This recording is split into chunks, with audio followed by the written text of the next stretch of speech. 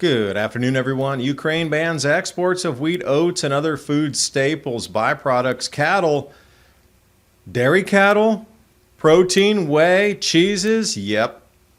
71% of U.S. winter wheat drought. Canada down 35% from last year. Wheat harvest. China's share of global grain stocks. Imports. What did they know? Their inflation was running 20%. U.S. inflation almost 8%.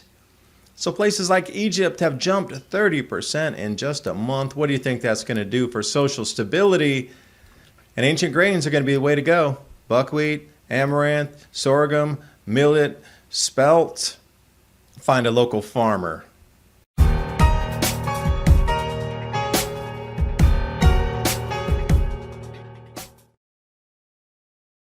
Check this out. Studies show our appearance directly affects our mental health. Many anti-aging supplements found on store shelves try to capitalize on that. Most of them fall short. This is because they fail at targeting the root of the problem. These products typically try to hide wrinkles, but it's only temporary. The alternative is a solution that goes underneath the surface of the skin to promote the skin's elasticity and overall appearance. It goes by the name of Health with Adapt 2030. This supercharged collagen intake is the secret behind why it works so well. It gets to the source of the problem that causes wrinkles. Collagen is the #1 protein in our skin and what's needed to promote elasticity and a youthful looking appearance. And if you've been looking for a way to look and feel your best, you'll love Health with Adapt2030.com. Take 51% off for the next 24 hours. Health with Adapt2030.com. Or click on the link in the description box below. And now on with the video. And word is across the globe, gold-backed currency inbound, China, Russia, India. Do you think America has enough gold to pay for food, or other countries have enough gold to pay for food? Ukraine banning the exports of wheat, oats, and other food staples. Russia's doing the same. The wheat and oats, used in so many products you'll find in a supermarket, but the export now of millet, buckwheat, ancient grains right there, sugar, live cattle, and meat, and here's the important thing, other byproducts from cattle. So now we need to break down the word byproduct of cattle. Dairy cattle. Whey protein, infant formula, obviously cheeses.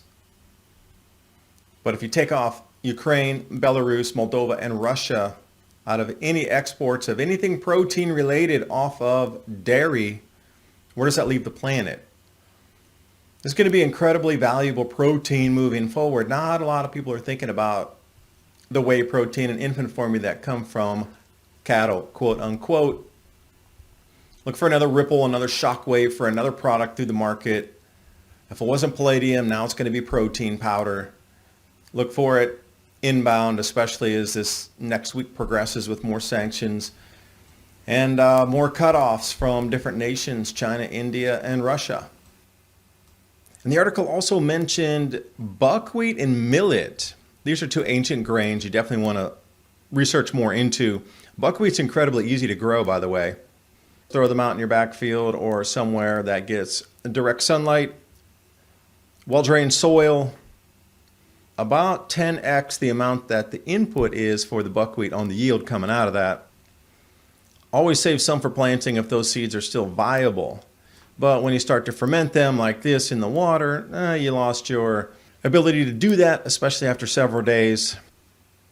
But the important thing about buckwheat is its special qualities. It has almost all the nutrients you need, as in superfood, from the iron to the protein. Because when you look at cattle proteins in terms of dairy, you're going to be getting a little thin across the planet here.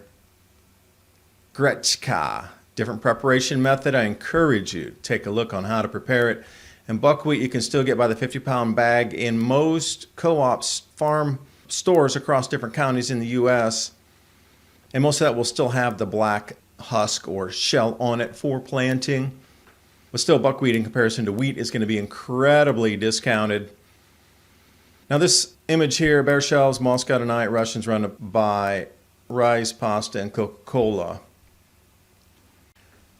But it seems a little fanciful. You'd run out and buy Coca-Cola and you'd skip the food or go to the wine or the vodka or whatever. Those would be better panic buys than Coca-Cola, I think, unless you're addicted to high fructose corn syrup and sugars.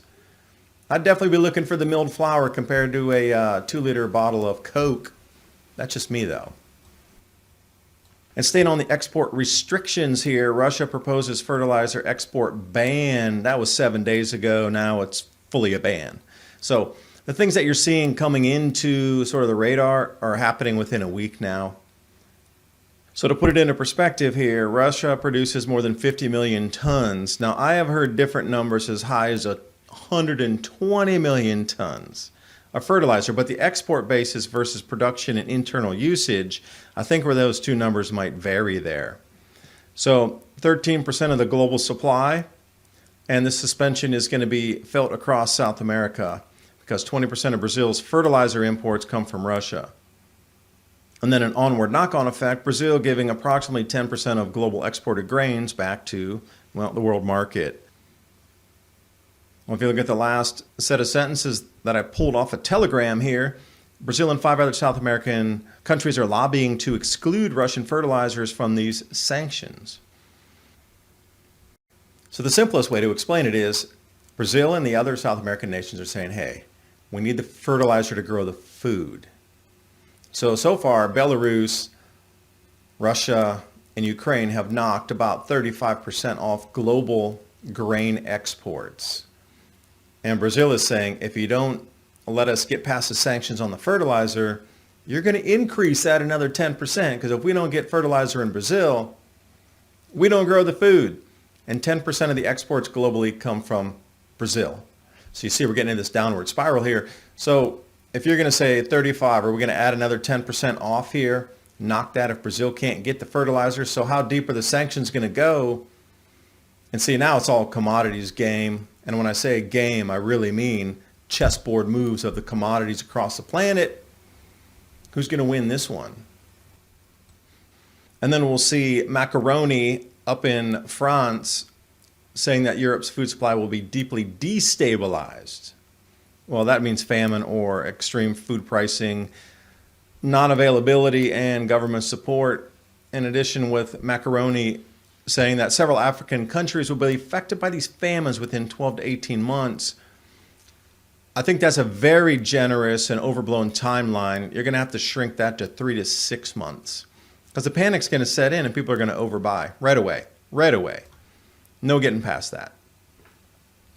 So the inflation hotspots right here, surging food prices.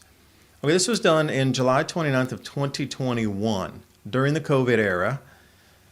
And they're looking at these types of food price increases here, 5 to 30%, above 30%. So Iran getting hit with that bright orange. Few African nations there, central. Looks like Zambia as well, Southern Africa. But most of the world sits in that 5 to 30% range. U.S., of course, 2.5%. But I can't believe price increase less than 2%. They got China less than 2%. And Canada. And Australia, come on, they're fibbing the numbers. They're fibbing it.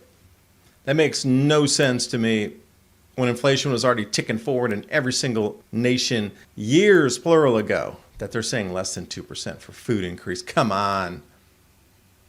So let's take a look at Egypt right next to the Red Sea, looking at about 2 to 5% or so. And then we swing into the wheat apocalypse, and Egypt becomes the world's largest importer of wheat.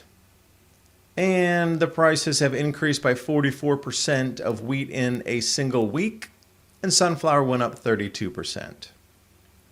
That 2 to 5% turned into 44% or 32% overnight. Let's take the average, and I'll even go on the low end at 32%. I'll give you the benefit of the doubt. If food prices surge 32% in a week, in a month,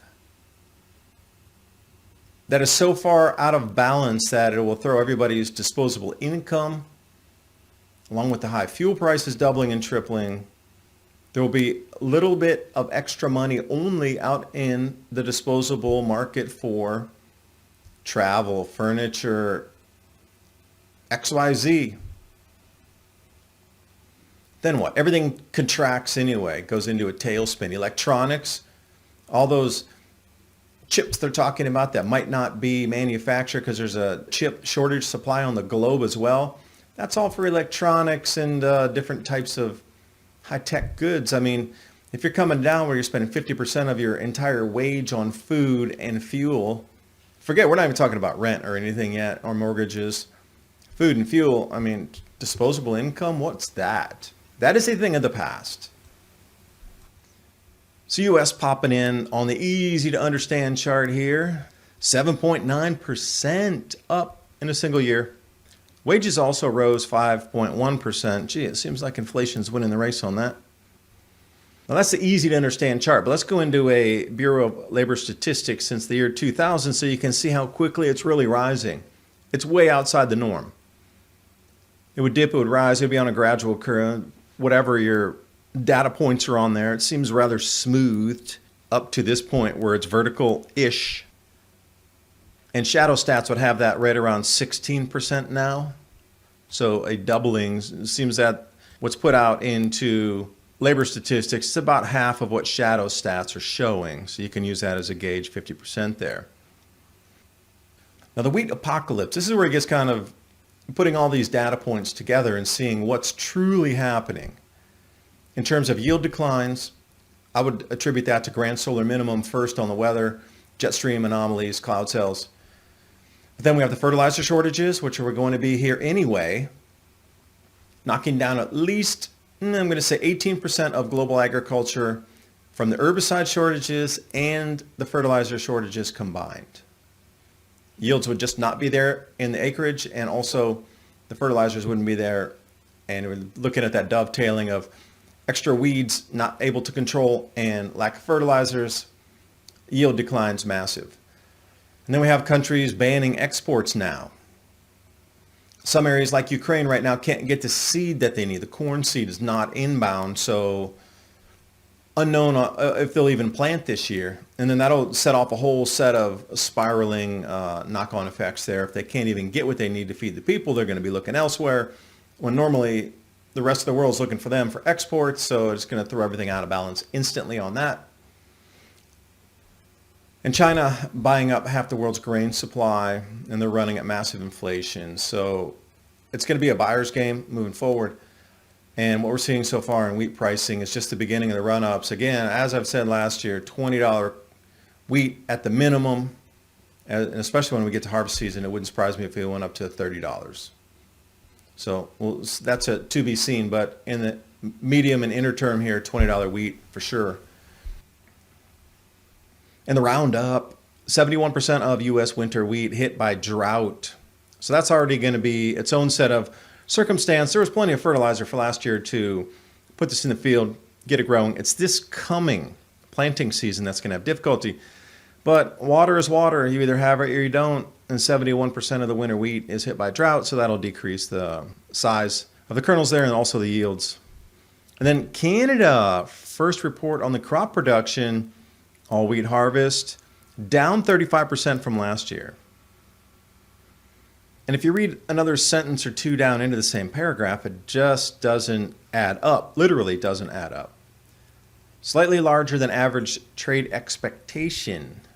So wait a second, Canada loses 35% of the crop, but they're still going to export the same amount as last year. Is that not a massive price spike and food shortage within the country if you're going to export that much? I would be looking for 35% to make that up. And then the canola production looked to set at 14.7 million tons, down 24% from last year. But then they're increasing the trade forecast to 14.1 million tons. So let me get this straight here. Canada lost 35% of the wheat crop and 24% of the canola crop, but they're going to export more than they did last year, or equivalent with last year's exports. Do you see a problem with the mathematics and the inflation and baked into this here if they go forward? That's what I consider a rosy forecast. This is a rosy forecast right here. And when you look at this, come on into the planting season and come in, they're going to keep downgrading and downgrading. The export figures are going to change. But to stabilize markets, this is the kind of news article you're getting right here. New York Post food prices reach a record high, skyrocketing 20.7% across the globe. And then just a spackling of news headlines from either Twitter, Telegram, or Drudge Report here. Italian electricity prices 50% up in 1 week. Now add doubling food prices and tripling gas prices. Yeah, this is sustainable. We already talked about Egypt, a food crisis, existential threat because of cutoff of imports for Egypt's wheat supply. And look off Drudge here. This is for U.S.-based shoppers scramble for staples as food fallout. Yeah, of course. Surges in wheat prices. Your bread's going to cost a day's wage. Let me ever seen that. Oh, yeah, the Bible talked about that. You'll work a day's wage for a loaf of bread. I think we are entering some period very close to that or on the mark as we speak through this year. Toilet paper slimming down and gold going into record territory. Hyperinflationary on the metals, hyperinflationary on the food, and cycles and prophecy coming to fruition. Bloomberg, she says China can't rely on the world markets for food security. And I totally agree. The only food security you have is growing it in your garden and in your community so you can feed yourselves. Can you not see the supply chain is completely breaking down from the fertilizers, the farm inputs, pesticides, herbicides, delivery to the store? They're having diesel shortages. If you don't grow it at your farm or in your land or in your yard, you're just not going to get it. The food security starts with you, and decentralization starts with you with your decentralized food production in your own garden. That's what this video is all about. It's falling apart. It truly is collapsing. So you're going to have to get on a more self-sufficient style of food production for you, your families, and your communities. And the more people you have out there helping with the work to grow food, the faster everything's turned around and the faster the harvest can come in, get shared out, and then have that continuous supply of food around you at all times. Because looking at China's food inflation, so these are official numbers that have been released out of China's news networks, surging above 20%, down to 11.5%. But here's the thing from Caixin, this was back in August of 2020, so we're talking about a year and a half back. The market price of the wheat was way above what the state price was. And this was way back when there was nowhere near record pricing for wheat. So can you see the disconnect happening in China right now? With the market price of wheat going into record territory and the annual set price stays static until the next set of meetings. Black market, hello. China's share of global grain stocks, why are they importing so much? It's almost as if they knew this was going to happen. Wow. This is why I say gold. China, Russia, India are talking about a gold-backed currency and some sort of peg of gold to a currency to be able to purchase their food. And India is a massive producer of wheat too. So when we look at the emerging market food vulnerability scorecard, in the darkest of colors are the major food producers on this planet. Most vulnerable, obviously, the light yellow. Let's look at Argentina, China, Russia, India, Ukraine, as now Eurasia takes the main driver's seat in terms of all commodities, all farm inputs. And it's interesting in just how a month or so this map is completely flipped. So we're going to have to redraw and recolor all of the countries in these areas here that we see. China, India, and Russia. Gold-backed currency have just cornered the world's food supply and commodity supply. Does the United States still have those thousands of tons of gold in Fort Knox to even convert and get some sort of gold-backed currency to then get the commodities we need to keep our lives moving forward? Or is it checkmate? And I do thank you for watching. Hope you got something out of the video. I talked more about this 30 minutes ago. Mini Ice Age Conversation podcast. Anywhere podcasts are hosted across the net. And you're going to need seeds. Seeds, more seeds. True Leaf Market. I've bought from them for years. Trust the quality. I've done a lot of experimentation. You could follow my advice or not, but this is a great company to use. And then also Storable Foods, My Patriot Supply and Adapt 2030, 25-year shelf life storable foods. So when you have great harvests, you don't have to dig into that. You can keep it for a longer period of time. You just use it when it really gets lean. Please use this information to help you get more prepared, and I will see you next video.